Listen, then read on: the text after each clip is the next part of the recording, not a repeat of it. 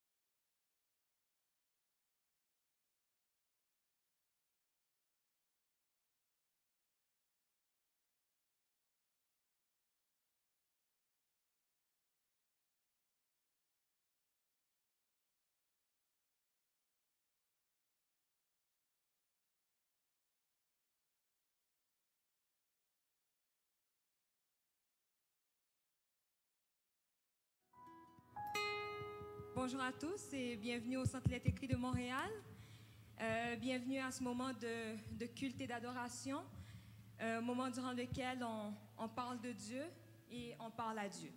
Donc, sans plus tarder, je vais vous inviter à vous lever afin d'offrir ce premier chant de reconnaissance à notre Seigneur, parce que je suis sûre que nous avons tous des raisons de dire merci au Seigneur, que ce soit pour le souffle de vie qu'il nous donne matin après matin, le fait qu'il a pu conduire nos pas ici ce matin.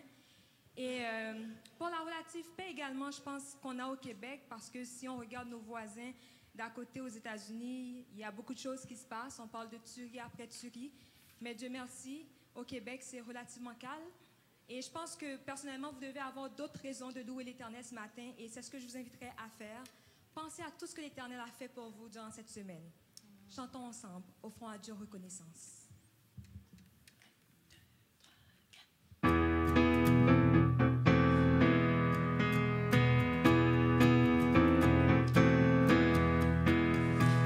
Seigneur, reconnaissance, son amour durera jamais, car il est bon, il est tout au-dessus de tout, son amour durera jamais. Chantons,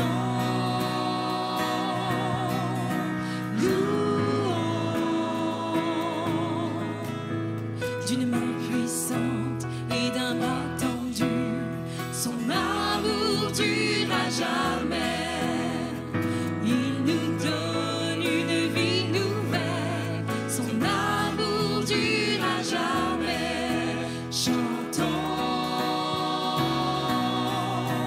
louons, chantons, louons.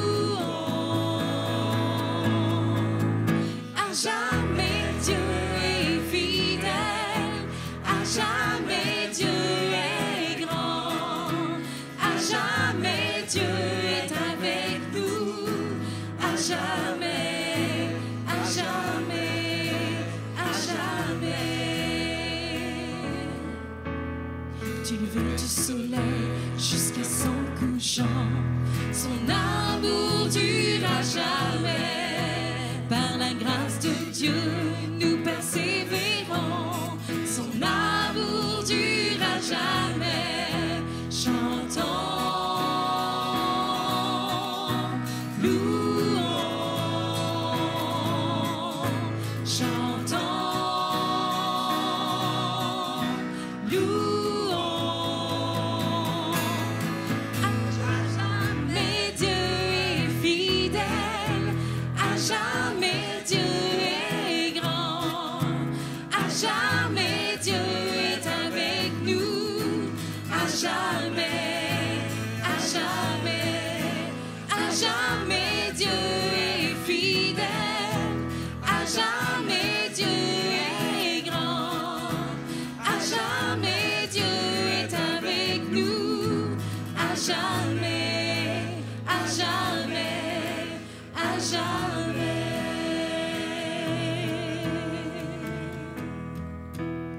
Amen.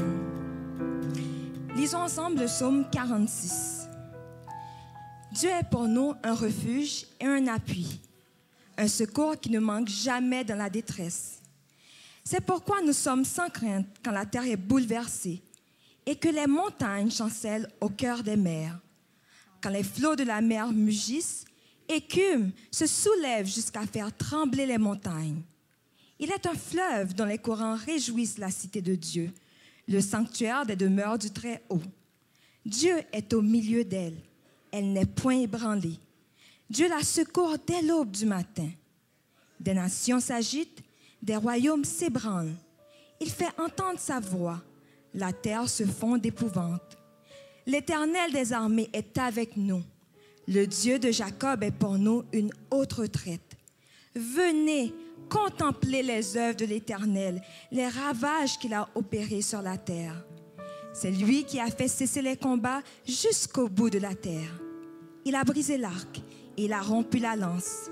Il a consumé par le feu les chars de guerre. Arrêtez et sachez que je suis Dieu. Je domine sur les nations, je domine sur la terre. L'Éternel des armées est avec nous. Le Dieu de Jacob est pour nous une haute retraite.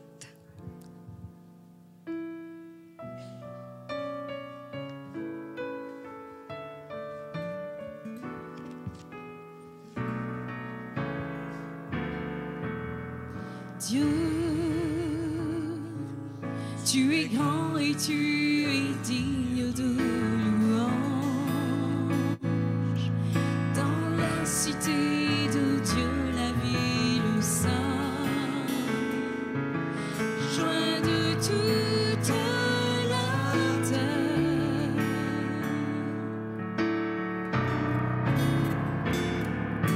Dieu, tu es grand, toi qui nous donnes la victoire, et tu nous aides à vaincre l'ennemi. Nous plions le genou.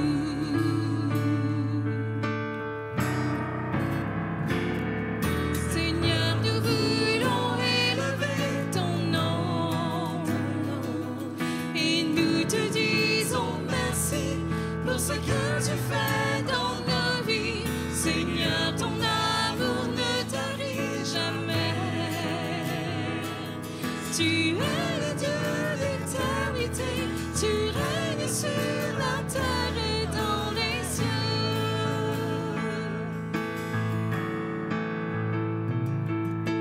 Dieu, tu es grand et tu es digne de louange. Dans la cité de Dieu, la ville sainte, joint de toute la terre.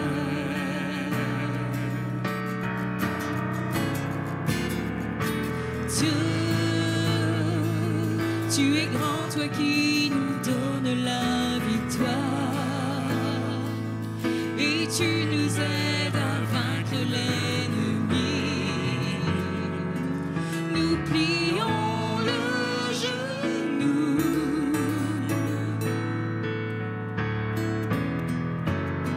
Seigneur, nous voulons élever ton nom, et nous te disons merci pour ce que tu fais dans nos vies. Seigneur, ton amour ne tarit jamais.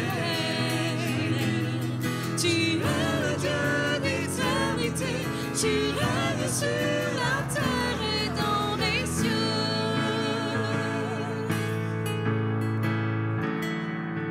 Seigneur, nous voulons élever ton nom, et nous te disons merci pour ce que tu fais dans nos vies. Seigneur, ton amour ne tarit jamais.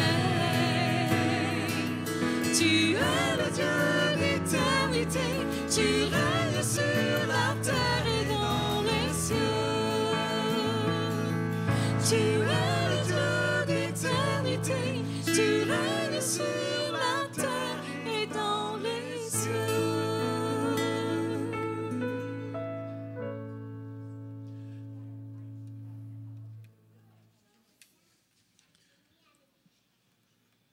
Seigneur notre Dieu, nous voulons te remercier pour ce privilège que tu nous donnes de venir auprès de toi en ce sabbat matin. Merci pour ta bienveillance et ta sollicitude envers nous, pécheurs. Merci d'avoir construit ce pont entre l'humanité et toi. Merci d'avoir rétabli cette relation entre nous et toi. Et alors que nous faisons monter nos louanges et nos actions de grâce vers toi, Seigneur, nous voulons te dire à quel point nous t'aimons. Nous voulons t'exprimer à quel point nous sommes reconnaissants pour tout ce que tu as fait pour nous. Mais Seigneur, nous reconnaissons également que nous sommes pécheurs. Nous reconnaissons également que chaque jour, nous commettons des gestes, nous avons des pensées, nous omettons des choses qui font en sorte que nous nous éloignons de toi. Et pour tout cela, Seigneur, nous voulons te demander pardon. Nous voulons te demander pardon, mais également avec assurance, nous voulons te demander de continuer cette œuvre de transformation que tu fais en nous chaque jour. Et c'est justement pour ce travail que tu fais en nous, pour ce Saint-Esprit que tu veux nous accorder, qu'aujourd'hui nous voulons encore plus élever nos voix et te donner la louange et l'honneur que toi seul mérites. Accepte cette action de grâce, accepte cette adoration. Nous te prions au nom de Jésus. Amen. Amen. Je vais vous inviter à vous asseoir. Et je vais m'asseoir avec vous parce que je pense que j'ai trop mangé ce matin, donc le ventre est un peu lourd. Au temps ancien de la Bible, le nom donné à une personne reflétait la vie et le caractère de cette personne. De la même manière, Dieu a décidé de se révéler à nous à travers différents noms rapportés dans la Bible. Et le prochain chant que nous allons interpréter nous parle justement de Dieu, qui nous révèle beaucoup sur sa nature au travers des noms qu'il se donne dans sa parole. Je vais vous inviter à entonner avec nous « Qui donc dans le ciel ?»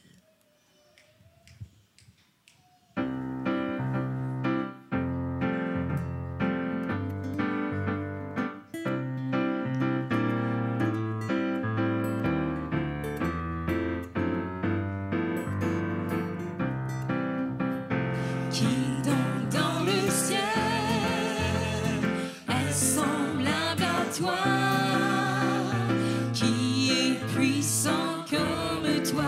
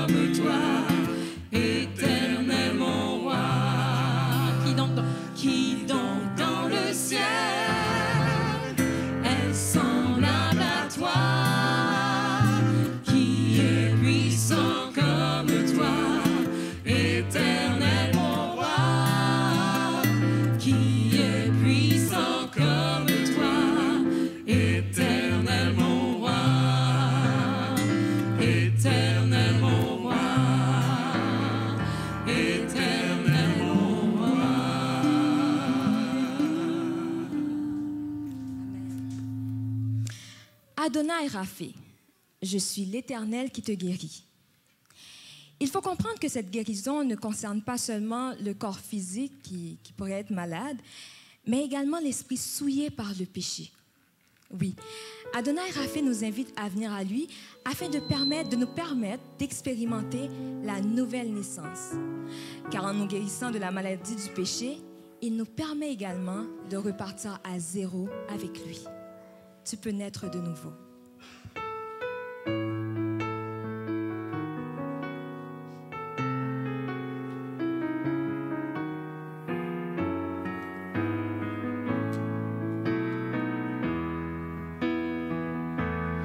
Tu peux naître de nouveau, tu peux tout recommencer, balayer ta vie passée et repartir à zéro avec Jésus pour berger.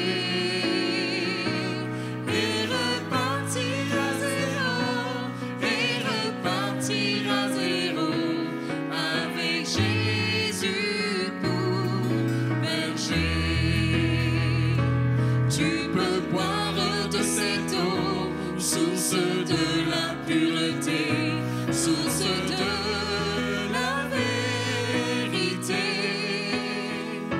Tu peux boire de cette eau, tu peux boire de cette eau, source de l'éternité.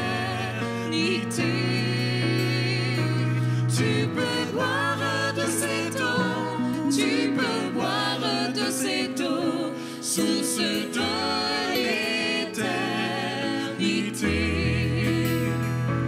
tu peux être pardonné pour tous tes péchés passés, car Jésus a tout payé. Tu peux recevoir la paix, tu peux recevoir la paix, source de la liberté.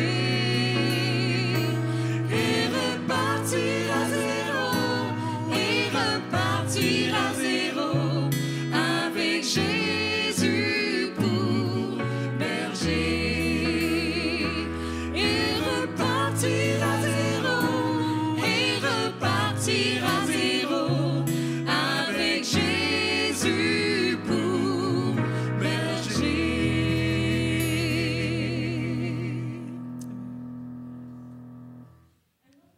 Qu'on attribue à Dieu, El Shaddai, Dieu Tout-Puissant. Celui pour qui tout est possible, rien n'est impossible. Par ce nom, Dieu nous rappelle qu'il a plein pouvoir sur toute situation que nous pouvons rencontrer. Il est en contrôle de toutes choses. Il n'est pas lié par les lois de la nature, ni gêné par quiconque ou quoi que ce soit.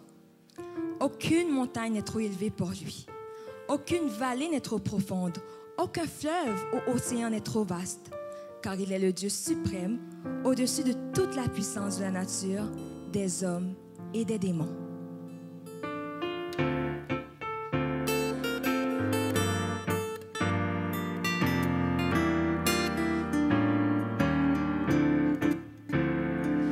Entendez-vous comme un tonnerre au loin quand nous louons le lion de Juda rugit, les forteresses autour de nous s'écroule en présence du Seigneur.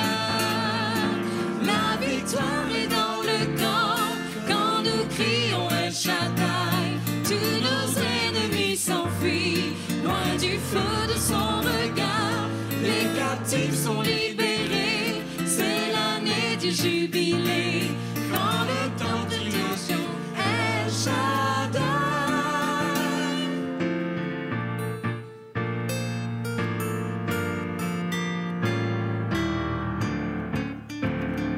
Entendez-vous comme un tonnerre au loin quand nous louons le lion de Juda rugit, les forteresses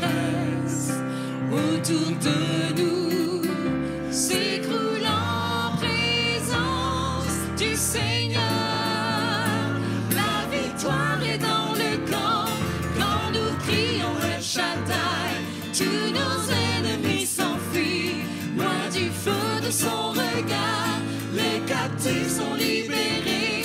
C'est l'année du jubilé, quand retentit le cri El Shaddai. La victoire est dans le camp, quand nous crions El Shaddai. Tous nos ennemis s'enfuient, loin du feu de son regard. Les captifs sont libérés, c'est l'année du jubilé, quand retentit le cri El Shaddai. Quand retentit le cri El Shaddai. Quand retentit le cri El Shaddai. Amen. Amen. Adonai Jireh, Éternel pourvoira. C'est le nom qui fut révélé à Abraham dans Genèse 22, verset 14, alors qu'il était sur le point de sacrifier son fils. Dieu l'arrêta et lui donna un bélier comme substitut pour Isaac. Et Jésus, lorsqu'il était sur la terre, a voulu nous rappeler ce trait de caractère du Dieu pourvoyeur et l'importance de lui présenter nos besoins en racontant à ses disciples la parabole de l'ami importun. Cette parabole, brièvement, nous dit « Un homme qui reçoit des amis au milieu de la nuit et qui n'a rien à leur offrir va voir son voisin. Il insiste auprès de lui afin qu'il lui donne de quoi nourrir ses invités. Et bien qu'au départ, le voisin ne voulut pas, mais il finit par céder. Et Jésus poursuivit l'histoire en disant « Demandez et vous recevrez. Frappez et l'on vous ouvrira. Cherchez et vous trouverez. Car quiconque demande reçoit, celui qui cherche trouve, et l'on ouvre à celui qui frappe. » Donc, si ce matin vous avez des besoins particuliers, je vous inviterai à frapper, à demander, à chercher. Allez auprès d'Adonai Jireh, car chaque instant de chaque jour qui passe, vous pouvez lui faire entièrement confiance et jamais il ne se lasse de nos demandes. J'ai invité les responsables à passer dans les rangs pour prendre les dîmes et les offrandes, alors que nous allons continuer à chanter avec l'équipe.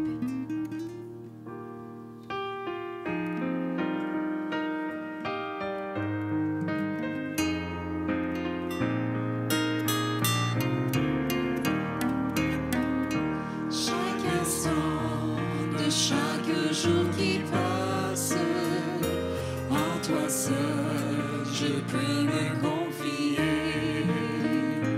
Oh Jésus, que jamais rien ne lasse, soutiens-moi, viens me vivifier. Et ton cœur si patient, si tendre, c'est pour voir aux besoins de ma foi. À toi seul j'ai appris à m'attendre, car c'est toi qui t'occupes de moi. Aide-moi à n'avoir confiance qu'en toi seul, mon maître et mon Seigneur. Tu connais toutes mes défaillances, mon salut est seul en ta faveur. Et ton cœur si patient, si tendre, c'est pour voir aux besoins de ma foi. À toi seul j'ai appris à m'attendre, car c'est toi qui t'occupes de moi. Prends ma main, tiens-moi quand je chancelle. Le chemin est sombre et rocailleux. Oh, permets que je te sois fidèle. Conduis-moi jusqu'au séjour des cieux. Et ton cœur si patient, si tendre, c'est pour voir aux besoins de ma foi. À toi seul j'ai appris à m'attendre, car c'est toi qui t'occupes de moi.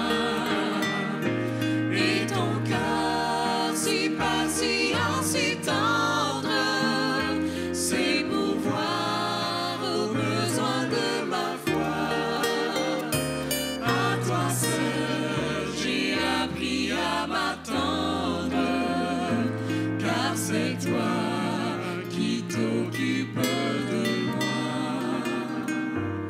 Car c'est toi qui t'occupes de moi.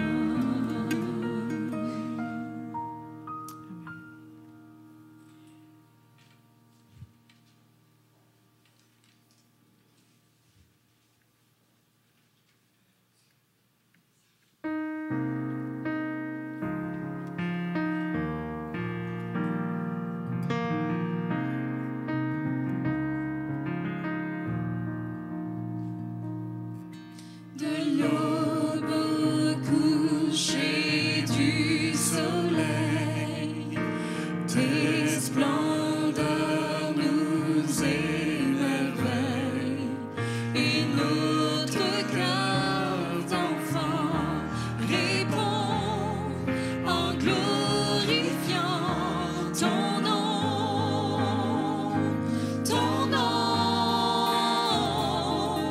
comme une tour aux quatre vents, ton nom nous rend fort à chaque instant, ton nom, et que tous les peuples entendent nos chants, car aucun autre nom n'est plus grand que ton nom.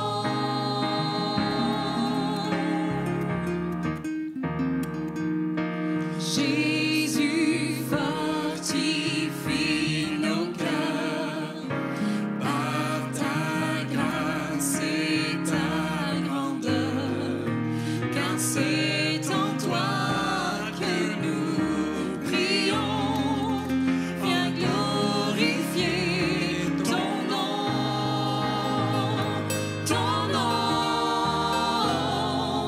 comme une tour aux quatre vents.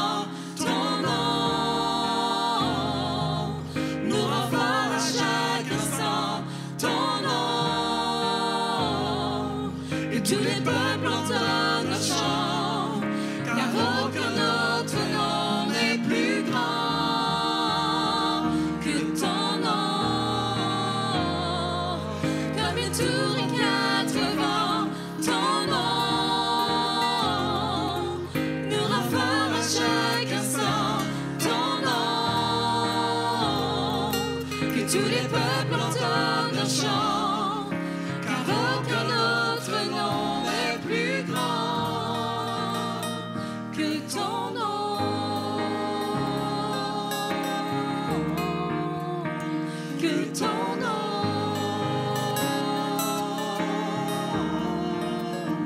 que ton nom.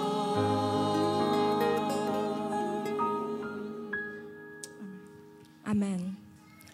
Avant de céder la place au prédicateur du jour, j'aimerais demander à Jean-Robert Gardère de venir nous conduire en prière.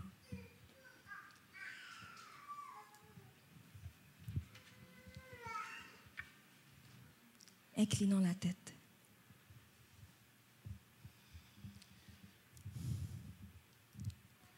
Notre Dieu, notre Père, qu'il est bon, qu'il est agréable d'être à tes pieds en ce matin pour t'adorer, pour glorifier ton nom. Merci Seigneur pour cette belle journée de sabbat que tu nous permets de vivre dans ta maison, cette journée que tu as mise à part dès la création pour nous rencontrer, nous bénir et communier avec nous. Mon Père, nous voulons, s'il te plaît, te demander d'accepter les chants que nous t'avons offerts, d'accepter aussi l'offrande de nos cœurs. Tu nous as permis de travailler et nous t'avons apporté nos dîmes et nos offrandes. On veut te demander, s'il te plaît, de les agréer et aussi d'accorder ta sagesse aux administrateurs de l'Église qui vont les gérer. Permets que ces dons puissent servir à bon escient, permets qu'ils contribuent à faire connaître ton nom à travers la terre entière, ce nom merveilleux, ce nom qui sauve. Nous voulons aussi remettre entre tes mains celui que tu as choisi pour être ton porte-parole ce matin. Le frère Camara, je te demande s'il te plaît de mettre ton esprit sur lui, mets ton onction, mon Père, sur lui, permets qu'il puisse parler avec autorité, selon ce que tu lui as demandé de dire, permets que son message, le message que tu as à nous délivrer par son intermédiaire, permets que ce message puisse nous édifier. Bénis, s'il te plaît, chaque personne présente dans cette assemblée, permets qu'on puisse, à la fin de ce culte, sortir d'ici avec l'assurance que nous t'avons rencontré et que tu nous as bénis. C'est au nom et par les mérites de Jésus que je te prie. Amen.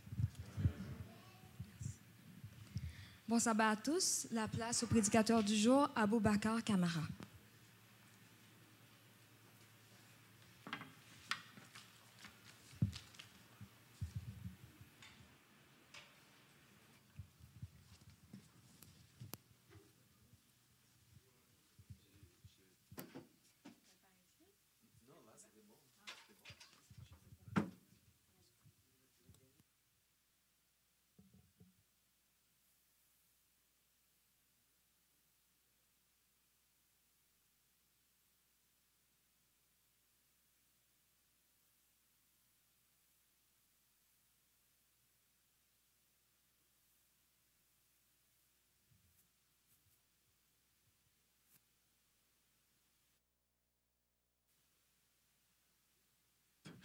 Test, test. OK. OK, bon, ce ne sera pas là aujourd'hui. OK, bonjour et bon sabbat. Content d'être avec vous ce matin pour le partage de la parole. Je profite juste avec cette image de vous parler du ministère Jaffa, au cas où vous n'auriez pas entendu, ministère dont je fais partie. On organise des camps d'entraînement biblique et d'autres séances de formation sur la parole de Dieu avec beaucoup d'autres jeunes de différentes églises. Et nous avons 2 camps bibliques par année, un prochain qui arrive en octobre. Donc, juste un petit clin d'œil pour jeunes ambassadeurs francophones adventistes. Et on va tout de suite dans le message d'aujourd'hui. Donc, ce que j'aime de l'islam, ne vous inquiétez pas, ce n'est pas un séminaire subtil sur la radicalisation. Là, je n'essaie pas de vous convertir. Mais j'essaie juste de parler de mon parcours à travers cette présentation de ce matin. Je suis né dans une famille musulmane et je me suis converti au christianisme pour devenir adventiste 7e jour. Et j'ai vu beaucoup de similitudes et je peux dire que, étrangement, l'islam m'a mieux préparé à être adventiste 7e jour que l'aurait fait le bouddhisme, par exemple, ou alors que si j'avais été athée. La discipline de la prière, par exemple, un des 5 piliers est vraiment important dans l'islam. L'aumône que l'on donne, la révérence, il y a une révérence quand même envers Dieu très importante dans l'islam. Donc ce sont des choses qui m'ont quand même prédisposé à être favorable au message adventiste.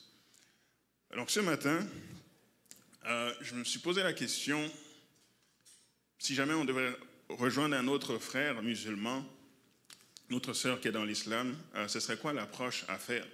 J'ai pensé un peu qu'est-ce qui, moi, m'a emmené à me convertir et qu'est-ce qui pourrait emmener un autre musulman à se convertir. Et au fur et à mesure qu'on va là, je vais aussi terminer en vous disant brièvement mon témoignage. Dans le livre Ministère évangélique, page 354, c'est le paragraphe 1, on parle de la méthode de Jésus-Christ pour convertir. Donc c'est celle qui fonctionne avec tout le monde, hein, qu'on soit athée, musulman ou pas, c'est la méthode du Christ, il n'y a pas d'autre méthode. C'est la méthode du Christ pour sauver les âmes est la seule qui réussisse. Le Sauveur se mêlait aux hommes pour leur faire du bien. Il leur témoignait de la sympathie, les soulageait et gagnait leur confiance. Puis il leur disait « Suivez-moi ». Donc c'était vraiment la méthode de s'approcher des gens pour voir c'est quoi leurs besoins, répondre à leurs besoins, avoir leur confiance et seulement après leur dire « Suivez-moi ». Et des chrétiens se sont approchés de moi, ont trouvé mes besoins et ensuite m'ont invité à suivre Jésus-Christ. Et c'est comme ça que je me suis converti. La méthode du Christ ne rate jamais. Un témoignage favorable. Dans le Coran, il y a une approche des musulmans qui montre qu'ils ont quand même un respect, une façon d'apprécier les gens du livre, c'est-à-dire le livre étant la Bible, c'est comme ça qu'ils appellent la Bible, le livre, et ils font une distinction quand même entre ceux qui sont mécréants et puis ceux qui croient quand même à la Bible, c'est-à-dire les chrétiens. Et il faut encore plus une distinction entre ceux qui sont vraiment fidèles à la parole de Dieu et ceux qui vont ne pas tenir compte des Saintes Écritures et avoir toutes sortes de traditions. Vous pouvez voir ça dans l'histoire lorsqu'il y a eu les musulmans qui attaquaient le Nord, les Européens, les chrétiens. Ceux qui gardaient le sabbat et puis qui étudiaient la parole de Dieu, ils ne les touchaient pas, mais les chefs musulmans disaient ceux qui sont cachés dans leur petit monastère avec le crâne rasé, ne manquaient pas de leur fendre le crâne. Mais voici ce qu'il disait dans le Coran par rapport aux gens de la religion du livre. Mais ils ne sont pas tous pareils. Il faut une distinction, ok? Il est parmi les gens du livre, donc les chrétiens, nous, une communauté droite qui, aux heures de la nuit, récite les versets d'Allah en se prosternant. Ils croient en Allah et au jour dernier, ordonnent la convenable, interdisent le blâmable et concourent aux bonnes œuvres. Ceux-là sont parmi les gens de bien. Donc ce que je veux vous montrer là, c'est que si vous êtes vraiment un chrétien qui obéit à la parole et qui inspire le respect, vous pouvez gagner le respect de beaucoup de musulmans. Parce que je ne vous apprends rien en vous disant ça, mais une des choses qui bloque les musulmans, c'est de se rendre compte que beaucoup de chrétiens mangent le porc, boivent de l'alcool et puis j'en passe, n'est-ce pas?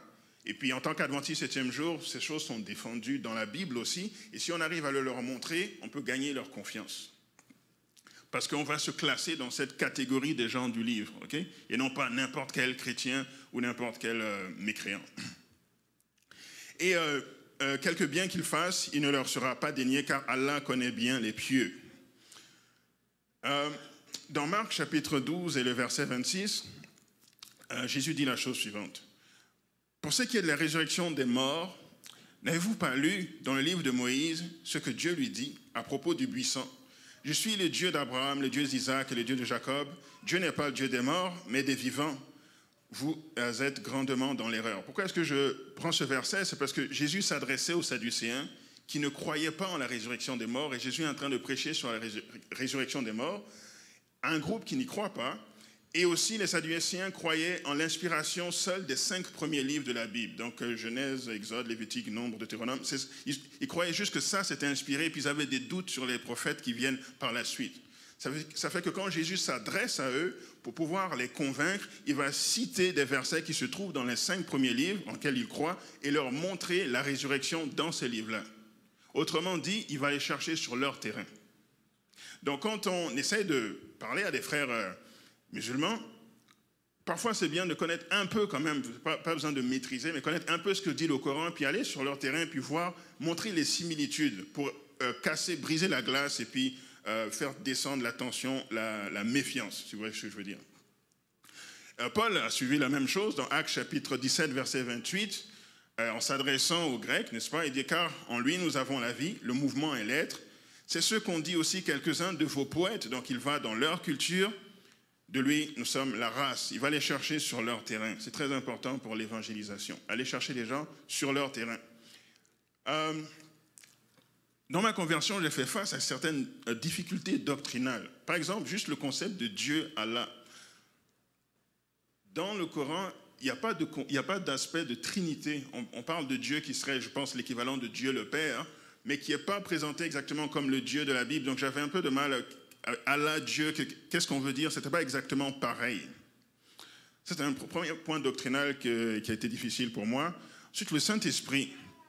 C'est vrai que dans l'islam, il n'y a pas de Saint-Esprit.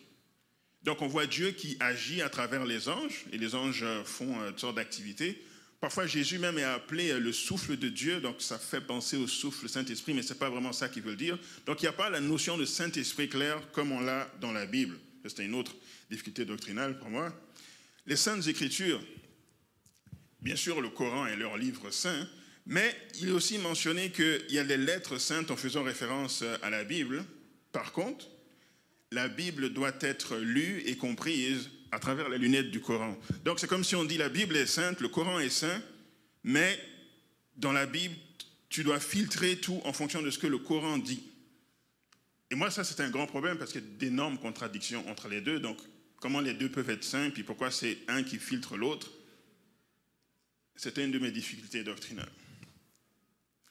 Satan et le péché. Il y a le personnage de Satan dans le Coran, il existe. Par contre, l'origine du mal est complètement distincte. Ce n'est pas la même chose que ce que l'on lit dans l'Apocalypse, chapitre 12, par exemple, chapitre 9. Le péché aussi n'est pas défini de manière claire. Vous savez, on est habitué à ça en tant que chrétien. On lit les 10 commandements et puis dans certaines églises, on rappelle le sabbat chaque sabbat. Mais quand vous lisez le Coran, il y a des commandements de Dieu par-ci, par-là, ou des directives de Dieu par-ci, par-là, mais il n'y a pas un endroit où vous allez voir, voici ce que Dieu exige. Alors que dans la Bible, Dieu guide son peuple et à un moment donné, il dit stop, il nous emmène sur la montagne, voici ma loi. 10 commandements. Et puis n'importe quel péché que vous pouvez trouver entre Genèse 1 et puis Apocalypse 21, vous pouvez le placer quelque part dans un de ces 10 commandements. C'est la référence. Mais moi, je ne voyais pas de référence claire comme ça pour l'islam. Ça, c'était un autre problème doctrinal pour moi. Puis juste pour revenir sur Satan, la Bible parle vraiment dans le livre d'Ézéchiel et d'Ésaïe, du péché qui est né dans son cœur et puis de la rébellion envers Dieu, et que c'est ça qui a entraîné la guerre dans le ciel. Alors que dans le Coran, c'est plus présenté comme Dieu qui demandait un commandement à Satan de se prosterner devant la créature humaine, et il a refusé, et puis ça a entraîné la rébellion. Donc c'est un peu confus pour moi. Parce que n'oubliez pas, en tant que personne qui découvre la parole de Dieu, et en étant musulman, on essaye de réconcilier les deux dans nos têtes. Donc je vais juste vous montrer où est-ce qu'il y avait de la confusion dans mon esprit. Okay?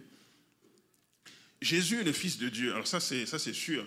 Juste de dire que Dieu est un fils, c'est comme un blasphème. On ne dit pas ça, n'est-ce pas, dans l'islam, parce que ça sous-entend que Dieu est allé vers une femme et tout cela pour avoir un enfant. Mais bien sûr, ce n'est pas ce que la Bible veut dire par fils de Dieu. Elle veut dire qu'il y a l'expression, n'est-ce pas, de Dieu. Comme nous aussi, nous sommes appelés enfants de Dieu, n'est-ce pas? Mais nous n'avons pas été conçus comme nos enfants sont conçus, par Dieu, disons. Ok, donc il y a plusieurs approches que l'on peut faire. Premièrement, l'approche par la parole. Donc comparer les deux livres sacrés de chacune des religions et puis voir qu'est-ce qu'il y a de similaire. Doit-on dédaigner la loi d'Allah? Donc on peut montrer que la loi de Dieu est vraiment importante. Parce que, encore, je rappelle, pour beaucoup de chrétiens, sont un très mauvais témoignage pour les musulmans, et c'est ça qui les bloque. Mais en les approchant, on peut dire, mais nous, la loi de Dieu, c'est important.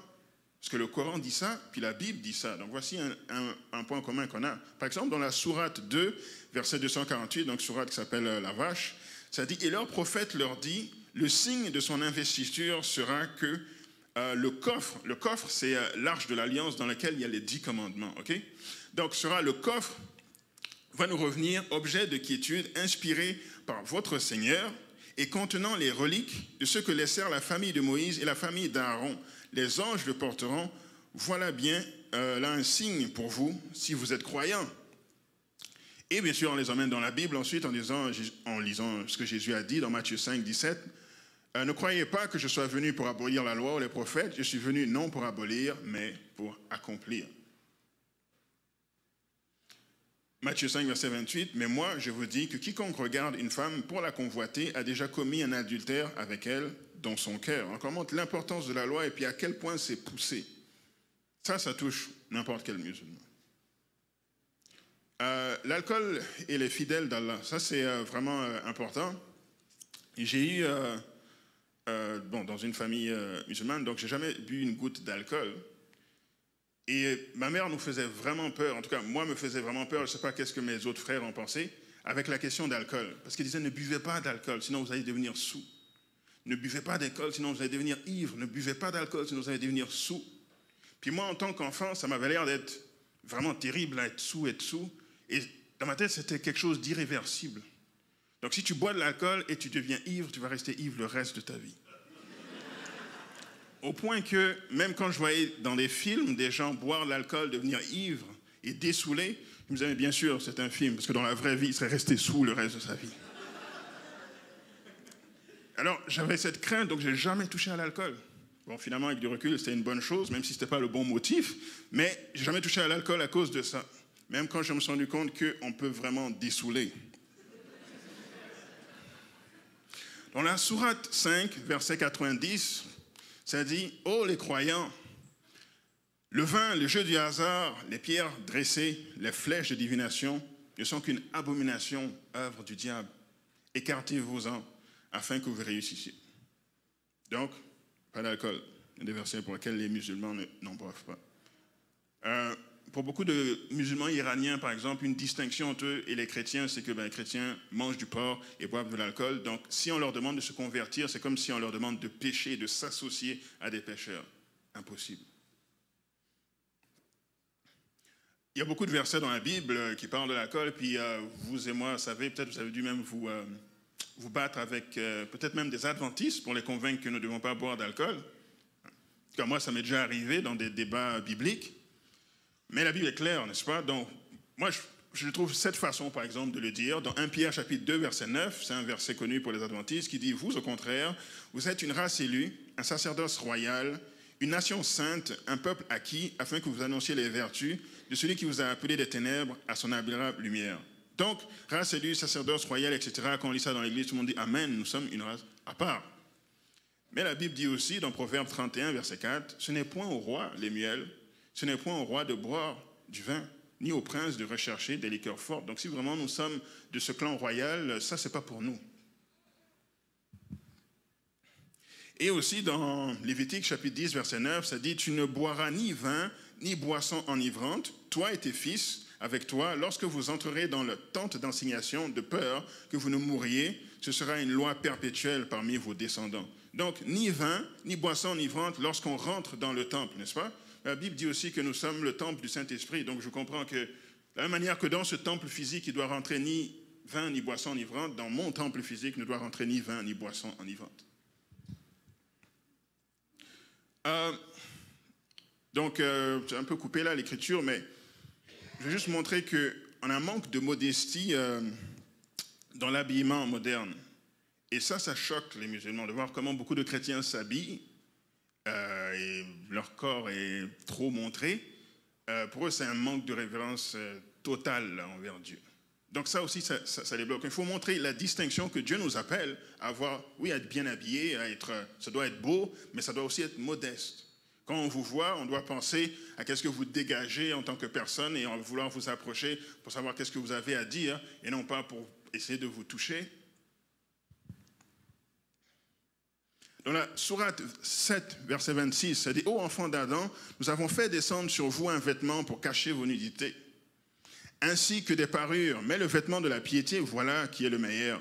C'est un des signes de la puissance d'Allah afin qu'il se rappelle. » Donc voici un des versets pour la modestie vestimentaire. Et bien sûr, nous avons 1 Pierre 3, versets 3 et 4, qui dit « Et non cette parure extérieure, qui consiste dans les cheveux tressés, les ornements d'or, ou les habits qu'on revêt, mais la parure intérieure est cachée dans le cœur, la pureté incorruptible d'un esprit doux et paisible, qui est d'un grand prix devant Dieu. » Alors ça, c'est juste une blague pour vous montrer comment est-ce que les cultures se perçoivent.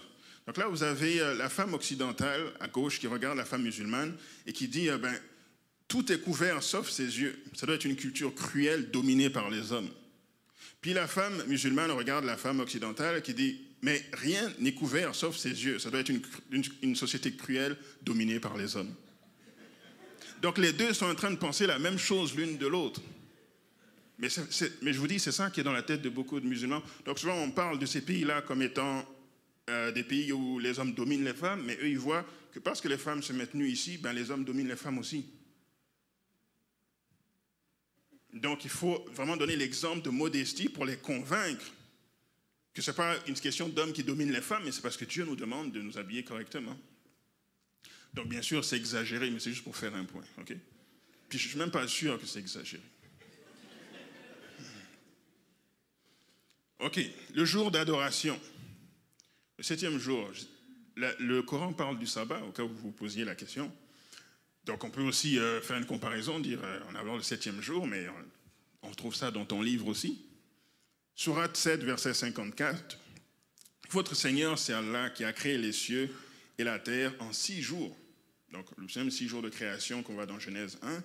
Puis s'est établi Itzawa sur le trône. Et pour obtenir leur engagement, nous avons brandi au-dessus d'eux le mont d'or. Nous leur avons dit, entrez dans la porte en vous prosternant. Nous leur avons dit, ne transgressez pas le sabbat. Et nous avons pris d'eux un engagement ferme. Au début, Mahomet, le prophète de l'islam, il gardait le sabbat. Le jour d'adoration, c'était le sabbat comme les juifs. Il n'y avait pas de distinction. Mais c'est à un moment donné, il a eu une dispute avec les juifs de la région. Et pour se distinguer d'eux, il a transféré son jour d'adoration au vendredi. Mais au début, les deux, c'était le sabbat. Tout comme les chrétiens, c'était le sabbat au début, mais à un moment donné, il y a eu corruption au sein de l'Église et on a transféré le jour du samedi au dimanche. Mais au début, tout le monde adorait le sabbat. Est-ce que vous voyez que c'est pareil? Il y a une similitude entre l'islam et une forme de christianisme. Exode chapitre 20, verset 11, bien sûr, car en 6 jours, l'Éternel a fait les cieux, la terre et la mer et tout ce qui est contenu, et il s'est reposé le 7e jour. C'est pourquoi l'Éternel a béni le jour du repos et l'a sanctifié. Adorer Myriam, donc Myriam, Marie, la mère de Jésus, ça aussi, blasphème total. Les musulmans voient que des chrétiens adorent Marie, bien sûr, ce n'est pas le cas des Adventistes 7e jour, mais c'est le cas d'une grande majorité de chrétiens, n'est-ce pas? Pour eux, ça, c'est impossible. Pourquoi j'irais me convertir à des gens qui sont des idolâtres, n'est-ce pas? On va vous montrer dans la Bible que pourquoi est-ce qu'on ne doit pas adorer Marie? C'est important pour un musulman. Pourquoi est-ce qu'on ne doit pas adorer Marie? Alors, bien sûr, je fais une liste de plein de choses. Dépendamment des personnes, l'approche va être différente, hein, n'est-ce pas? Vous êtes d'accord avec moi? Mais je fais juste une liste de choses pour vous mettre des bonnes idées dans la tête et les différents points qui, moi, m'ont touché. Et moi, c'est particulièrement la prophétie qui m'a touché, puis on y arrive bientôt.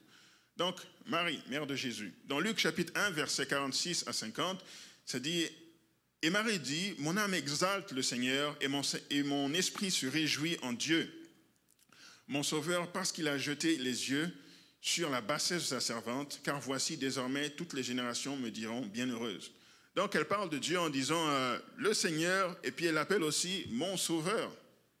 Parce que le Tout-Puissant a fait pour moi de grandes choses, son nom est saint et sa miséricorde s'étend d'âge en âge sur ceux qui le craignent. Elle appelle mon Seigneur, mon Sauveur, il a porté ce regard sur la bassesse de sa servante. C'est clairement pas une divinité, parce qu'elle-même a besoin de salut, n'est-ce pas? C'est une façon simple de casser ça et de montrer aux musulmans qu'il n'y a aucune raison d'adorer Marie. L'état des morts.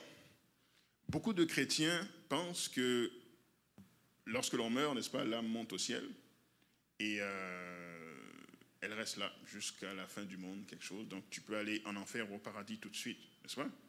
C'est une croyance de beaucoup de chrétiens. Nous savons que ce n'est pas ça que la Bible enseigne. Mais les musulmans aussi pensent comme les adventistes là-dessus. Ils ne pensent pas que ton âme s'envole là et puis reste quelque part. C'est aussi une façon de les approcher. Regardez dans le Coran, Sourate 79, les versets 42 à 46, une sourate qui s'appelle les anges qui arrachent les âmes. Et il t'interroge au sujet de l'heure, quand va-t-elle jeter l'ancre? Quelle science en as-tu pour le leur dire? Son terme n'est connu que de ton Seigneur. Donc là, on parle de la résurrection. Tu n'es que l'avertisseur de celui qui la redoute. Le jour où ils la verront, il leur semblera n'avoir demeuré qu'un soir ou un matin. Ça veut dire que entre le moment où tu meurs et le moment où tu ressuscites, c'est comme un soir, un matin, c'est instantané. C'est exactement ce que l'on croit en tant qu'adventiste 7e jour. C'est une autre similitude. Et bien sûr, pour nous, Ecclésiaste 9, verset 5, les vivants en effet savent qu'ils mourront, mais les morts ne savent rien, et il n'y a pour eux plus de salaire puisque leur mémoire est oubliée. Et leur amour et leur haine et leur envie ont déjà péri, et n'auront plus jamais aucune part à tout ce qui se fait sous le soleil. Distinction entre les animaux purs et impurs. Donc, je l'ai dit déjà en début de présentation, mais le porc, là, c'est terrible, il ne faut vraiment pas manger ça. Nous faisons une distinction entre les animaux purs et impurs, parce que c'est ce que la Bible nous dit, n'est-ce pas? Et souvent, l'argument que les gens approchent, c'est de dire, mais ça, c'est quelque chose qui est venu avec Lévitique, avec Moïse, donc c'est juste pour le peuple juif qu'il faut faire cette distinction entre les animaux purs et impurs. Ben, on peut leur montrer que non, dans la Bible, Dieu s'adressait à toute l'humanité. Hein. C'est comme le sabbat. Le sabbat, c'était avant que le peuple juif arrive, donc c'est pour toute l'humanité. Le mariage, c'était aussi en Jardin d'Éden avant que le peuple juif arrive. Le mariage, ce n'est pas juste pour les juifs, hein, heureusement. N'est-ce pas? C'est pour toute l'humanité. Mais la distinction entre les viandes pures et impures, c'est aussi pour toute l'humanité. Parce que dans Genèse 7, verset 2, quand Dieu s'est adressé à Noé avant qu'il rentre dans l'arche, il a dit de faire la distinction entre les animaux purs et impurs. Est-ce que Noé était juif? Non, mais il savait la distinction entre les deux. Parce que Dieu lui a dit, tu prendras auprès de toi 7 couples de tous les animaux purs, le mâle et la femelle. Une paire des animaux qui ne sont pas purs, le mâle et la femelle. Donc cette distinction est super vieille, avant même que le déluge arrive. Prophétie, bon, ça c'est ce qui, moi, m'a touché. Parce que j'étais en Europe, et en Europe, bon, pour ceux qui ont étudié en Europe, ils martèlent beaucoup l'histoire, c'est un bloc important de l'éducation. Donc il faut connaître son histoire de la France et de l'Europe, et puis des autres pays, etc. Et j'ai étudié l'histoire, puis ensuite, j'ai découvert la parole de Dieu et puis étudié les prophéties et je me suis rendu compte que ça allait ensemble. C'est juste que la prophétie biblique me donnait le point de vue céleste que l'histoire, que les professeurs ne pouvaient pas me donner. Dieu maîtrise les événements qui se passent sur cette planète. Dieu se distingue de tous les autres dieux en lançant ce défi dans Ésaïe chapitre 46 et le verset 9. Il dit, souvenez-vous de ce qui s'est passé dès les temps anciens, car je suis Dieu et il n'y a point d'autre. Il n'y en a point d'autre, pardon. Je suis Dieu et nul n'est semblable à moi. Puis ensuite, il répond au verset suivant, pourquoi nul n'est semblable à moi? Ben, c'est parce que... prochaine. Est-ce que ma télécommande m'a lâché? OK. J'annonce dès le commencement ce qui doit arriver et longtemps d'avance ce qui n'est pas encore accompli. Je dis mes arrêts subsisteront et j'exécuterai toute ma volonté. Donc Dieu dit dans Ésaïe 46, versets 9 et 10, que la raison pour laquelle il n'y a pas d'autre Dieu comme lui, c'est parce qu'il y a lui seul qui peut annoncer longtemps d'avance les choses qui vont se passer. Et effectivement, c'est ça qui arrive. Est-ce que vous savez qu'il n'y a aucun livre sur la planète où vous trouvez les prophéties comme dans la Bible? Aucun livre sur la planète. Qu'est-ce que je veux dire par prophétie comme dans la Bible? Ce que je veux dire, c'est des prophéties avec des dates et des événements précis sur plus d'un millénaire. C'est seulement dans la Bible qu'il y a ça. Vous avez des prophéties partout, là. Vous avez Nostradamus qui s'est essayé. Vous avez des prophéties dans le Coran sur des périodes de 30 ans.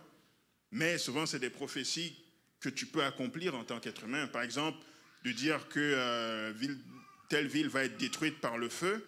Donc, je fais la prophétie, puis dans 15 ans, je vais détruire la ville par le feu. Ça, c'est facile. N'est-ce pas? Mais vous trouvez ce type de prophétie dans le Coran. Mais c'est seulement dans la Bible que vous avez des prophéties sur une longue période avec des dates et ça se produit. Donc, c'est un livre qui se distingue complètement de tous les autres dans ce sens.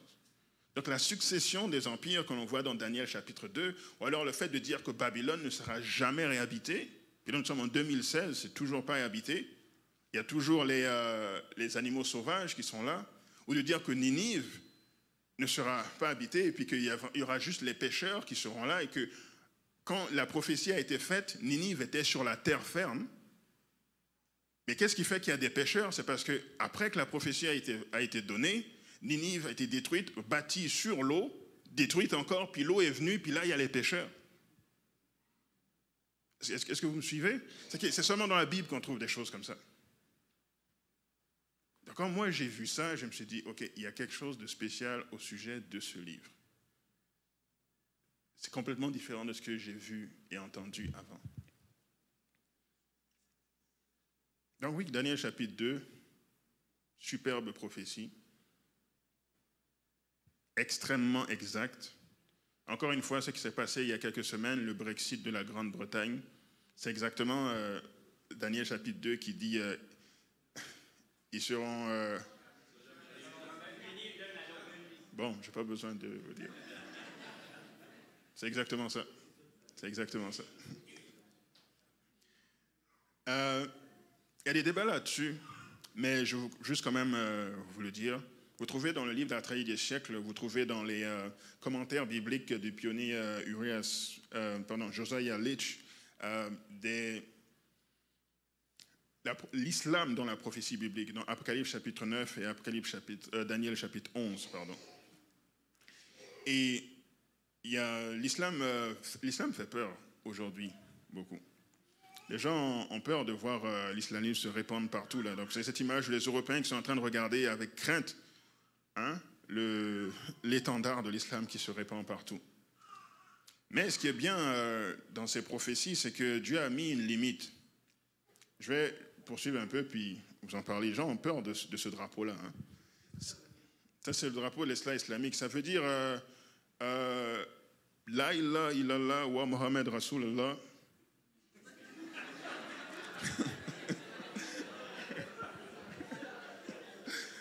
Ok, voici pour toi, mon frère. There is no God but Allah. Muhammad is the messenger of God. Il n'y a point d'autre Dieu que Dieu et Mohamed est son messager. C'est la shahada, ce que l'on doit dire avant de devenir un musulman au début. C'est ça que ça veut dire. Ensuite, écrit dedans, Allah, messager, Mohamed. L'État islamique, le but de l'État islamique, c'est d'instaurer un califat. C'est-à-dire qu'ils veulent retourner à ce qu'était l'islam du temps de Mahomet et de ses proches successeurs. Parce qu'il y a eu Mahomet, puis ensuite il y a eu Abou Bakr, il y a Othman, tout ça. Il y a eu différents califes qui ont suivi. Donc, ils veulent retourner à un califat en dominant la terre. Et ils ont une prophétie, eux aussi, qui motive. Parce que les gens se sont demandé, les experts de la sécurité se sont demandé comment ça se fait que ces gens peuvent venir séduire des personnes ici au Québec, des jeunes étudiants qui vont aller en Syrie pour s'engager dans ces combats, puis en France. Comment les gens peuvent prendre des adolescents dans l'Occident et les convaincre d'aller construire un califat? Comment c'est possible? Donc ils ont creusé un peu pour savoir en quoi est-ce qu'ils croient. Puis moi j'étais surpris de voir que la doctrine de l'État islamique ressemble à la doctrine adventiste. Puis attendez-moi, je vais vous montrer pourquoi. Dabek, une ville en Syrie qui s'appelle Dabek. Et ce que l'État islamique croit, c'est que ils sont en train de se battre contre l'Occident et contre les gens qui sont corrompus, n'est-ce pas? Le péché et tout ça qui se trouve en Occident. Et ils se disent qu'il faut former une armée pour provoquer l'Occident. Et l'objectif de ça, c'est qu'à un moment donné, le pape, avec toutes les forces de l'Occident, les États-Unis, la France et tout ça, vont se mettre ensemble et vont débarquer au Moyen-Orient pour mettre fin à cela. C'est en ça qu'ils croient. Donc, ils savent déjà qu'ils cherchent la guerre. Ils sont en train de provoquer les événements du temps de la fin. C'est ça leur doctrine. Donc, ils veulent que le pape et toutes ses puissances se mettent ensemble, débarquent au Moyen-Orient et détruisent l'État islamique, sauf 5000. Ça veut dire qu'ils se préparent déjà à la défaite. Selon leur prophétie, ils vont tous mourir, sauf 5000 d'entre eux. Et ces 5000 vont être retranchés jusqu'à la ville de Jérusalem. Et quand ils vont être retranchés dans la ville de Jérusalem, là, le Mahdi, leur Messie, va apparaître, puis il va les rendre super forts et ils vont détruire tous ces gens-là et l'islam va dominer le monde. Maintenant, je vais vous dire pourquoi est-ce que ça ressemble à la doctrine adventiste. Nous aussi, nous croyons à un système qui s'appelle Babylone, qui est corrompu et puis qui est dirigé par le pape, oui ou non? Nous aussi, nous croyons qu'à un moment donné, ces forces vont se liguer contre nous, puis qu'ils vont détruire tout le monde, mais il va rester juste un petit reste qui s'appelle les 144 000. Et nous croyons aussi que quand il va rester ce petit reste, nous allons être retranchés dans nos fins fonds. Quand Jésus va réapparaître, il va les détruire tous et le monde va être à Jésus. Est-ce que c'est pas la même chose? Maintenant, c'est quoi la différence? C'est la méthode. C'est juste ça la différence. Parce que nous ne croyons pas en aller se faire exploser par des bombes ou aller tuer des gens. Nous ne croyons pas en ça. Nous croyons en la prédication, convertir, mon frère, de prêcher l'évangile. Mais ça ressemble. Est-ce que vous voyez? Donc, c'est les gens qui sont en quête d'identité et qui ne savent pas où va leur vie. Quand tu arrives avec un message comme ça, c'est séduisant. Parce que ça donne un sens à ta vie. Mais la méthode, c'est pour ça que c'est important de connaître Jésus, de connaître son caractère, de savoir que Jésus est anti-violence. Jésus est saint, Jésus est sans péché. Question au sujet de l'État islamique, question que je me pose. Se pourrait-il que le diable apporte un faux réveil spirituel parmi les musulmans avant que Dieu n'apporte le vrai? C'est une première question qu'on se pose. Autre question, se pourrait-il que Dieu permette l'horreur de l'État islamique afin que les musulmans sincères se questionnent sur leur religion et se tournent vers Jésus-Christ? C'est une autre question à se poser. Et finalement, se pourrait-il que Dieu permette tout cela afin que nous voyions à quel point Satan est méchant? Parce qu'il y en a qui lui accordent encore un peu de sympathie, mais ça montre son vrai visage. Dans Prophètes et Rois, page 279 et le paragraphe 3, ça dit « Avec une précision infaillible, le Tout-Puissant tient compte des actions des hommes. Aussi longtemps que sa miséricorde s'exerce par des appels à la repentance, ce compte reste ouvert. Mais lorsque la coupe déborde, alors éclate la colère divine, la mesure est pleine, la patience de Dieu est sans terme. Sa miséricorde n'intervient plus en faveur de ses peuples. » Je vais juste donner cette citation pour montrer qu'il y a une limite à toutes les souffrances qu'on trouve sur la terre. Dieu regarde tout ça et à un moment donné, il va dire stop et on va voir Jésus revenir. Approche par la santé, bien sûr, l'œuvre missionnaire médicale, évangélisée, page 463, paragraphe 3. Il dit, l'œuvre missionnaire médicale est le bras droit du message évangélique. Elle est nécessaire à l'avancement de la cause de Dieu. Grâce à cette œuvre, hommes et femmes comprennent l'importance des bonnes habitudes de vie et ainsi le pouvoir salvateur de la vérité sera apporté à la connaissance des humains. Des ouvriers initiés au travail missionnaire médical doivent se rendre dans tous les grands centres urbains. En tant que bras droit du message du troisième ange, les méthodes divines pour soigner les maladies nous ouvriront les portes pour l'introduction dans la vérité présente. Toucher les musulmans par le message de la santé. Ça marche pour tout le monde. On peut donner des cours de cuisine, on peut faire des ateliers de consultation, on peut faire le plan de 5 jours pour les apprendre à cesser de fumer. Les conférences, c'est très important parce que vous savez, beaucoup de musulmans ne mettront jamais les pieds dans une église, n'est-ce pas? Donc il faut que vous trouviez un lieu neutre pour les inviter à écouter ce que vous avez à présenter. Mais l'église, non, c'est pas une bonne... Quand je me suis marié, il y a des amis musulmans qui ne sont pas venus parce que c'est à l'église. Ils sont venus juste à la réception. Donc même un événement important de votre vie, ils ne vont pas mettre les pieds dans l'église, pour certains d'entre eux. Approche par l'exaltation de Jésus. Alors ça, j'ai trouvé ça intéressant parce que c'est comme si, malgré, je dirais, l'erreur qui essaie d'être véhiculée par le Coran, on n'arrive jamais à enlever à Jésus sa divinité, parce que même dans le Coran, il a des attributs divins que personne d'autre n'a. Par exemple, Sourate 5, verset 110, ça dit « Et quand Allah dira, ô Jésus, fils de Marie, rappelle-toi mon bienfait sur toi et sur ta mère, quand je te fortifiais du Saint-Esprit, au berceau tu parlais aux gens, tout comme en ton âge mûr. » Donc ça, c'est un des miracles auxquels les musulmans croient, que Jésus parlait dès le berceau. « Je t'enseignais le livre, la sagesse, la Torah et l'évangile. » Okay? Ensuite, ça dit ceci, écoutez bien, tu fabriquais de l'argile comme une forme d'oiseau par ma permission, puis tu soufflais dedans, alors par ma permission, elle devint un oiseau. Ça, vous ne trouvez pas que ça ressemble à la création d'Adam et Ève? Donc il y a seulement Jésus dans le Coran qui peut prendre de la terre, modeler et souffler dedans et ça devient vivant. Ça, c'est des attributs divins du Créateur.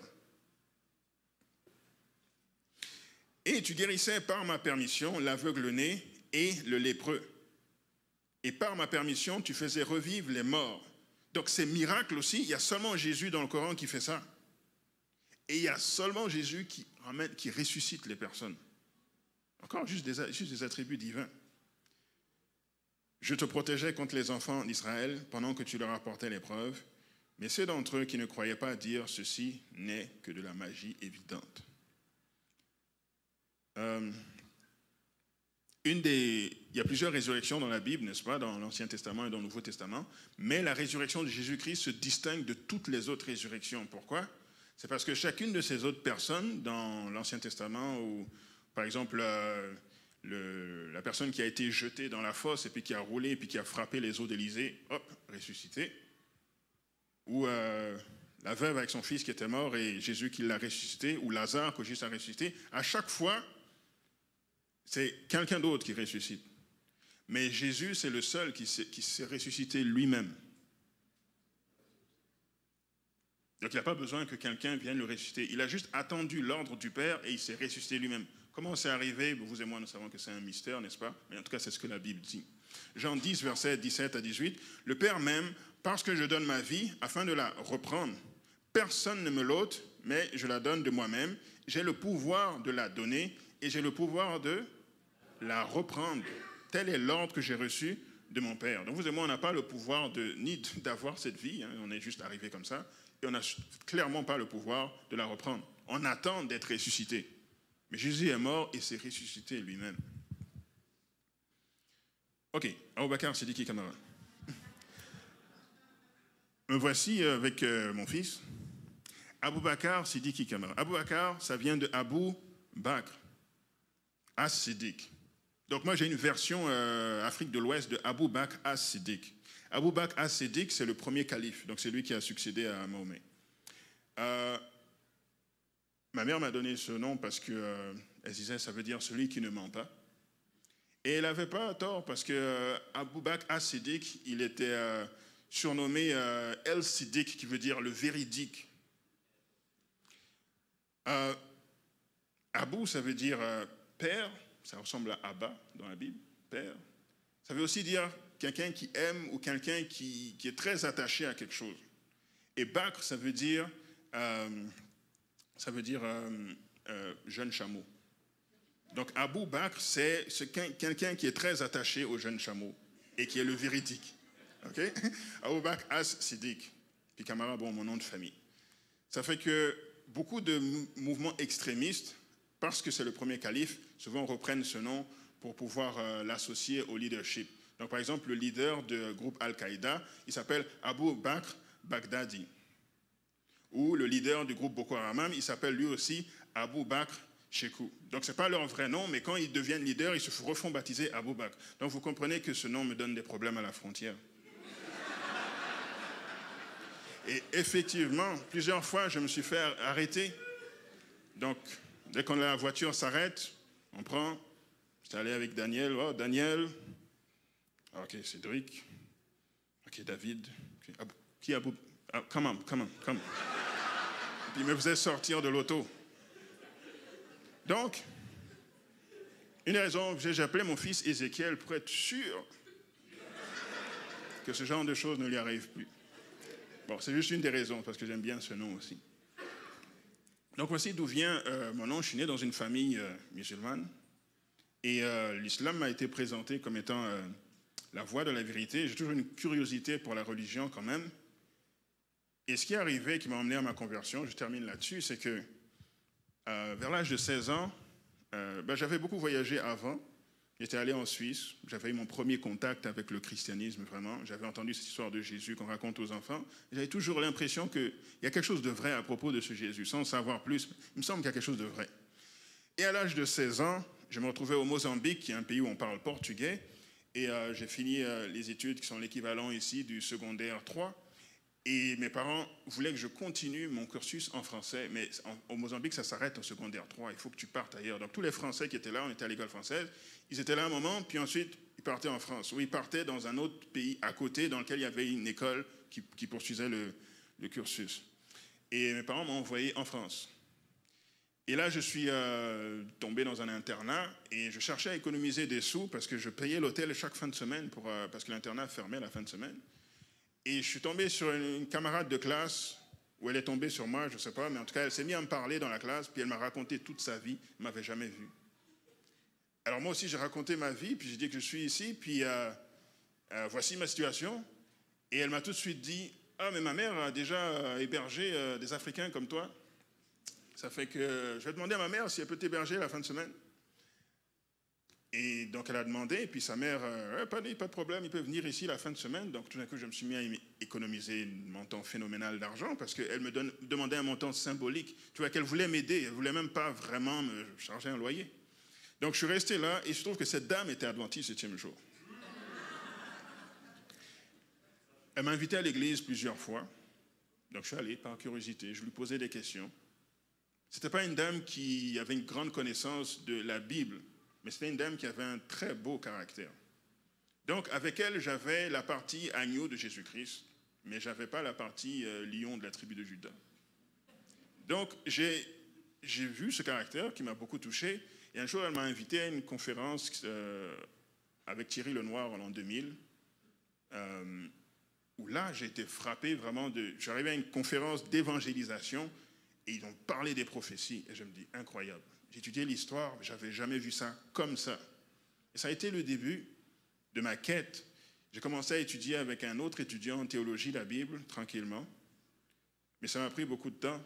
Il m'a fallu 4 ans et demi. Donc en 2000, j'ai eu la première conférence d'évangélisation. Mais entre-temps, j'ai voyagé pour venir au Québec. Et c'est seulement en 2004, ici, que j'ai été baptisé finalement en acceptant pleinement le message adventiste. Il y a eu le choc avec mes parents parce que j'étais seul en France et je suis arrivé, puis tout d'un coup, je leur dis que je suis chrétien. Donc le réflexe était de dire, oui, les Français blancs t'ont lavé le cerveau. Mais avec le temps, ils m'ont observé et puis ils ont vu que je ne suis pas devenu fou, je n'ai pas eu un comportement bizarre, je ne mangeais pas de porc, je ne buvais pas d'alcool. Donc je gardais les principes qui pour eux étaient importants et j'en avais en plus d'autres auxquels ils n'avaient pas pensé. Parce que, par exemple, les musulmans mangent les fruits de mer, donc je ne mangeais pas ces fruits de mer. Et puis, beaucoup d'autres directives.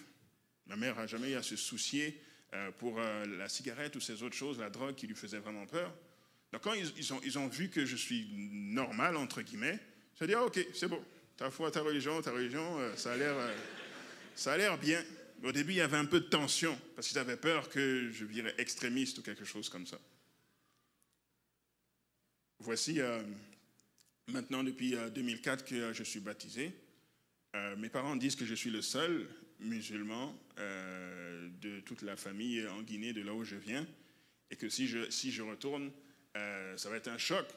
Je ne suis pas encore retourné. J'attends de voir qu'est-ce qui va se passer, mais jusque-là, le Seigneur m'a béni et puis je regrette nullement mon choix. Convaincu que la Bible est la parole de Dieu et que Jésus-Christ est notre Sauveur. Amen. Voici l'appel que Jésus a pour vous. Pensez à ces autres frères musulmans qui n'ont pas encore reçu l'Évangile, qui sont bloqués à cause de tout ce qui se passe au Moyen-Orient. Je suis convaincu que Dieu va faire quelque chose pour ouvrir ce territoire à la prédication de l'Évangile. Aussi, vous en rencontrez ici dans votre travail, école, etc. J'espère que cette présentation vous aidera à savoir comment les approcher, parce que Dieu aime tout le monde, n'est-ce pas? Et Dieu a un plan pour amener tout le monde à lui. J'étais dans l'islam, Dieu m'a amené au christianisme, c'est un miracle, mais me voici par la grâce de Dieu seulement. Je vous invite à vous mettre debout pour prier et clôturer le message de ce matin.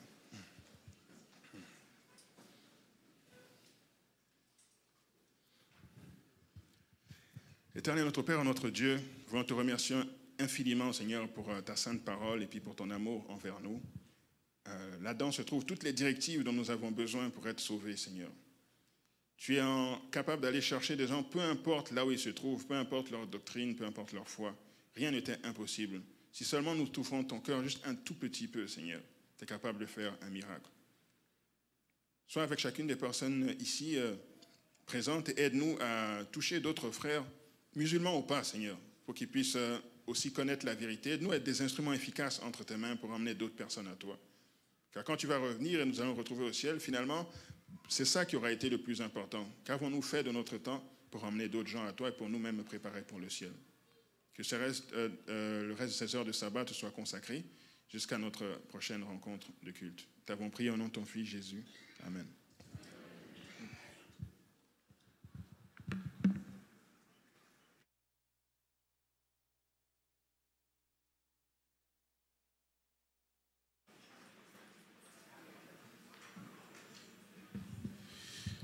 Alors nous vous prions de demeurer assis alors que les responsables vont vous inviter à quitter dans l'ordre. Entre-temps, nous allons entonner des chants que nous avons chantés durant la louange pour essayer de continuer à garder cet esprit de reconnaissance. Merci.